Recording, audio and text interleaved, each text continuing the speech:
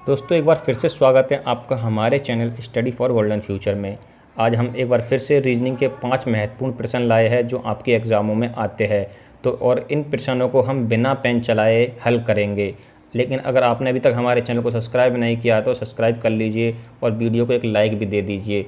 तो आइए देखते हैं हमारे सवाल कौन कौन से हैं। तो आइए आते हैं पहले सवाल पर। हमारा पहला सवाल क्या है दोस्तों? तो आज का जो हमारा पहला सवाल है वो बहुत ही अच्छा क्वेश्चन है और ये क्वेश्चन एग्ज़ाम में काफ़ी बार आ चुका है। तो ऐसे सवालों को हम बड़े ही गौर से पढ़ते हैं और इन्हें हल करते हैं। तो सबसे पहले हमें क्या करना है, सवाल को बड़े ही गौर से पढ़ना है।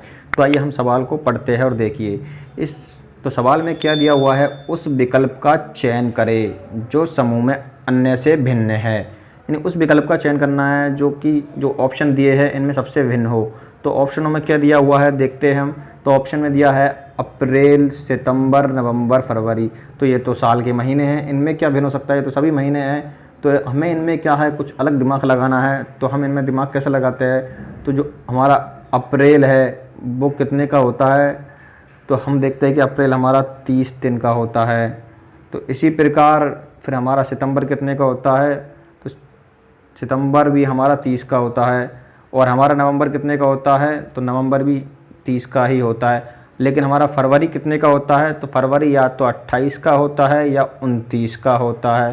तो इस प्रकार से इन चारों में भिन्न कौन सा हुआ, तो इन चारों में भिन्न हुआ क्या, फरवरी। तो इनसे सबसे अलग क्या है, फरवरी है। तो ऐसे ही दोस्तों हमारा जो राइट आंसर हो जाएगा फरवरी हो जाएगा। ऐसे सवालों को हम इस प्रकार से कर सकते हैं। मान लीजिए हमें इस सवाल कुछ इस प्रकार से दे देता कि जैसे 31 तारीख वाले महीने दे दिए जाते, ये 31 का होता, ये 31 का होता, ये 31 का होता और ये 30 का होता। तो ऐसे ही हम कुछ अलग तरीके से भी कर सकते थे। उम्मीद करता हूँ दोस्तों आपको ये सवाल समझ में आ गया होगा। तो आइए देखते हैं हमारा अगला सवाल क्या है। तो जो हमारा दूसरा सवाल दिया हुआ है वो सिमिलरिटी से है और ऐसे सवाल एग्जाम में बहुत आते हैं और ये बहुत ही इम्पोर्टेंट सवाल है एग्ज़ाम की दृष्टि से। तो इसको आप बिल्कुल मोस्ट लगा लीजिए और ये एग्ज़ाम में काफ़ी बार आ चुका है। तो आइए सबसे पहले हम क्या करते हैं, सवाल को पढ़ लेते हैं। सवाल में क्या दिया हुआ है, तो सवाल में दिया हुआ है, देखिए दोस्तों, दिए गए विकल्पों में से संबंधित संख्या को चुनिए। यानी कुछ विकल्प दिए गए हैं और इनमें से संबंधित संख्या चुननी है। तो दिया क्या है, तो दिया हुआ है BCD बराबर 18 दिया हुआ है और IJ के बराबर हमें निकालना है, प्रश्नवाचक चिन्ह दिया हुआ है। तो BCD बराबर किस प्रकार से 18 दिया हुआ है, सबसे पहले हमें यह देखना है कि BCD बराबर 18 कैसे आ रहा है। इसी प्रकार IJ के बराबर इन ऑप्शन में से कुछ आएगा। तो आइए देखते हैं BCD बराबर 18 कैसे आता है। तो सबसे पहले हम क्या करते हैं, इनको नंबरिंग दे के देखते हैं। तो B का नंबर कितना है, 2, C का नंबर कितना है, 3 और D का कितना है, 4। अगर इनको हम जोड़ते हैं तो कितना होता है हमारा, 2, 3, 5 और 4, 9। इसी प्रकार I का नंबर कितना है, 9, J का कितना है, 10 और K का कितना है, 11। इनको जोड़ते हैं तो 30 होता है। इस प्रकार से तो हमारा ये नहीं आ रहा है। तो हमें क्या करना है, इसमें कुछ अलग दिमाग लगाना है। जोड़, बाकी, गुणा, भाग कुछ भी कर सकते हैं हम। तो आइए कुछ अलग दिमाग लगा के देखते हैं हम। तो हमने इनको भी नंबरिंग दी थी, इसी प्रकार से फिर से हम इन्हें नंबरिंग देते हैं, 2, 3 और 4। अब हम इन्हें जोड़ लेते हैं तो कितना आता है हमारा, 9। और 9 को क्या करते हैं, क्रॉस कर देते हैं 2 से मल्टीपल। तो कितना हो जाएगा, 18, जैसा कि हमारे ऑप्शन इसके बराबर में दिया हुआ। इसी प्रकार हम क्या करते हैं, I बराबर हमने दिया था 9, J बराबर दिया था 10 और K बराबर कितना दिया था, 11। इनको भी हम क्या करते हैं, जोड़ लेते हैं। तो ये कितना होता है, 9 और 10 19 और 11 30। तो 30 को क्या कर लेते हैं हम, 2 से क्रॉस, इसी प्रकार से। तो हमारा सीधा कितना हो जाएगा, 60। अब देखते आइए 60 हमारा कौन से ऑप्शन में दिया हुआ है। तो 60 जो है जो हमारा ऑप्शन B में दिया हुआ है, तो हमारा ऑप्शन B राइट हो जाएगा, क्लिक। तो आइए देखते हैं हमारा अगला सवाल कौन सा है। तो दोस्तों जो हमारा अगला सवाल है वो कैलेंडर से है और यह सवाल इंपॉर्टेंट है एग्जाम की दृष्टि से भी और ये बहुत अच्छा सवाल है, इसको करने में बहुत ही मज़ा आता है। तो आइए सबसे पहले सवाल को पढ़ते हैं। तो सवाल में दिया हुआ है, यदि जनवरी का प्रथम दिन सोमवार है तो फरवरी का प्रथम दिन क्या होगा। तो जनवरी का प्रथम दिन क्या है, सोमवार, जैसा कि इसमें लिखा है। तो ये फरवरी का प्रथम दिन क्या होगा ये हमें बताना है। तो हमें क्या करना है, जैसे 1 जनवरी को क्या है, सोमवार है। तो 8 जनवरी को भी क्या होगा, सोमवार, यानी 7 दिन बाद। और 8 के बाद फिर 7 कितना आता है, 15 दिन बाद सोमवार। फिर 7 और इसमें जोड़ देंगे तो कितना हो जाएगा, 22 को। फिर 7 इसमें जोड़ देंगे तो कितने को हो जाएगा, 29 को।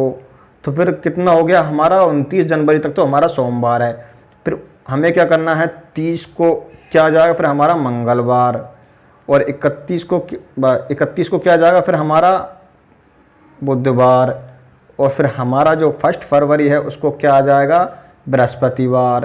तो इस प्रकार से हमारा ऑप्शन सी सही हो जाएगा और हम इससे सवालों को एक आसानी से तरीके से भी कर सकते हैं। तो हमें क्या करना है, तो जैसे कि जनवरी में कितने दिन होते हैं, 31 दिन होते हैं, तो हमें इस प्रकार से यहाँ 31 लिख देना है और 31 को हमें क्या करना है, 7 से डिवाइड कर देना है।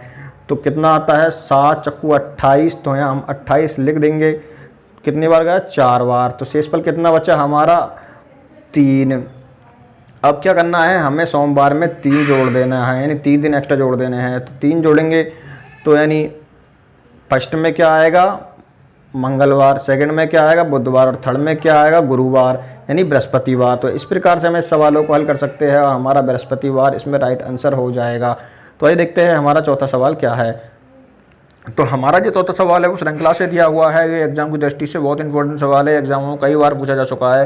तो इस सवालों को हम सबसे पहले क्या करते हैं, बड़े ही गौर से पढ़ते हैं। तो आइए सबसे पहले हम सवाल को पढ़ लेते हैं। सवाल में दिया हुआ है निम्नलिखित संख्या श्रृंखला में लुप्त संख्या की पहचान करें। तो यानी एक श्रृंखला दी हुई है, इसमें लुप्त संख्या की पहचान करनी है। तो आइए सबसे पहले देख लेते हैं श्रृंखला क्या दी हुई है। तो श्रृंखला में दिया हुआ है हमें क्या, 23, 5, 25, 7, 27, 9, 31, 4, 53 और ये प्रश्नवाचक चिन्ह दिया हुआ है।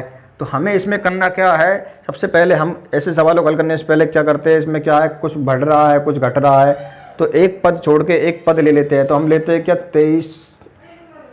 23 और 25, फिर क्या लेते हैं 27, फिर क्या ले लेते हैं 31, फिर क्या ले लेते हैं 53। लेकिन इसमें क्या है, ये तो यहाँ 2 बढ़ रहा है, यहाँ 2 बढ़ रहा है और यहाँ 4 बढ़ रहा है और यहाँ तो एकदम ही वृद्धि 22 की हो गई है।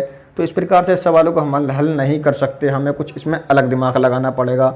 तो आइए इसमें कुछ अलग प्रकार से सोचते देखिए। तो इसमें क्या करना है, हमें इसमें ये 2 दिया है और ये 3 दिया है, इसको क्या कर देते हैं प्लस, तो हमारा जो क्या है दूसरा पद बन जाएगा। इसी प्रकार से इसमें क्या दिया हुआ है, 2 + 5 यानी इसको क्या कर देते हैं, जोड़ देते हैं, क्या आ जाएगा 7, अगला पद बन जाएगा। इसी प्रकार से हमें 27 दिया हुआ है, तो 2 और 7 कितना होता है 9। इसी प्रकार हमें 31 दिया हुआ है, तो 3 और 1 कितना होता है 4। तो अब हमारा लास्ट का पद है क्या, 5 और 3 दिया हुआ है हमें, तो इसको जोड़ेंगे तो क्या आएगा, हमारा 8 आ जाएगा। अब देखते हैं हमारा 8 कौन से ऑप्शन में दिया हुआ है। तो दोस्तों हमारा जो 8 दिया हुआ है वो ऑप्शन बी में दिया हुआ है और हमारा इस प्रकार से ऑप्शन बी राइट आंसर हो जाएगा। उम्मीद करता हूं दोस्तों आपको ये सवाल समझ में आ गया होगा। अगर आपको ये सवाल समझ में आ गया है तो वीडियो को लाइक कर दीजिए और चैनल को सब्सक्राइब कर दीजिए और वीडियो को शेयर भी कर दीजिए। तो आइए देखते हैं हमारा अगला सवाल क्या है। तो जो हमारा अगला सवाल है, 5वां सवाल है, वो समीकरण रूपी सवाल है और ये सवाल भी अच्छे सवाल है, एग्जामों में पूछ लिए जाते हैं अक्सर, और हम आपके लिए ऐसे सवाल ही लेते हैं जो एग्जामों में पहले आ चुके हैं। तो आइए सबसे पहले इस सवाल को हम पढ़ लेते हैं। तो सवाल में दिया हुआ है, यदि 6 क्रॉस 3 + 5 बराबर 10 है और 8 क्रॉस 2 + 5 बराबर 20 है, तो 4 क्रॉस 2 + 8 बराबर क्या होगा। तो अब इसमें हम क्या करते हैं, इनको गुणा करते हैं। जैसे 6 या 18 + 5 क्या हो जाएगा हमारा 23। तो इसमें तो 10 दिया हुआ है, इस प्रकार से तो होगा नहीं। इसमें देखते हैं 8 दूनी 16 और +5 कितना हो जाएगा हमारा 21। इसमें 20 दिया हुआ है, ऐसे तो ये भी नहीं हो रहा। तो हम क्या करते हैं, कुछ इसमें अलग सोचते हैं, अपनी तरफ से कुछ भी कर सकते हैं इसमें, इसको जैसे माइनस, इसको प्लस, कुछ भी कर सकते हैं। तो हमें क्या करना है, इसमें हमें 6 और ये 5 दिया हुआ है, इसको क्या कर लेते हैं हम गुणा। तो कितना आ जाएगा हमारा 6 पंजे 30, और जो हमारा ये 3 दिया हुआ है इसका क्या कर लेते हैं हम भाग, तो हमारा कितना आ जाएगा 10। इसी प्रकार इसमें देखते हैं हमें दिया हुआ है 8 + ये 8 और 5, इसको क्या कर लेते हैं गुणा। तो 8 पंजे कितना होता है हमारा 40, 40 में भाग कितने का देंगे हम 2 का, तो हमारा क्या आ जाएगा 20। तो इसी प्रकार से हम जो हमारा तीसरा समीकरण है इसे हल करते हैं। तो तीसरे समीकरण में क्या है, जैसे 4 और 8 को गुणा करते हैं तो कितना आ जाएगा हमारा 32, 8 चक्कू 32। अब 32 में क्या करना है, हमें 2 का भाग देना, तो हमारा कितना आ जाएगा 16।